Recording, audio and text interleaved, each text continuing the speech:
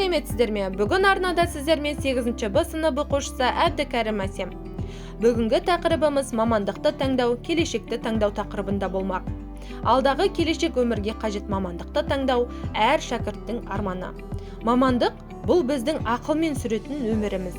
Өзімізді қызықтырған саланы жақсы игере білсек және сонымен бірге өзіміз де дамысақ, сонда ғана биікке жетеріміз сөзсіз.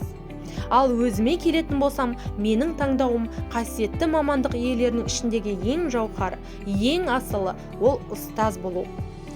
Ұстаз болу жүректің батырлығы, ұстаз болу сезімнің ақындығы, ұстаз болу мінездің күн шуағы, ұстаз болу адамның алтындығы деп Ғафу Қайырбеков айтқандай, ең алғашқы рет ұстаз бейнесін ағылшын тіл пәнінің мұғалімі Оңғарова Әсел Қанатқызынан көрген болатынмын.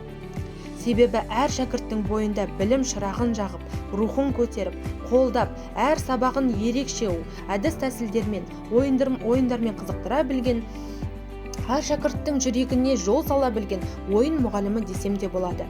Шындығында, мұғалім болу екінің бірінің қолынан келе бермейтін мамандық. Ұстазды ұлы діңгекке теңер едім деп ұлы педагог Албырай Алтынсарин айтқандай, ұстаз жолы қиындығы мен қызығы қатар жүретін мамандық атаулының ең ұлысы.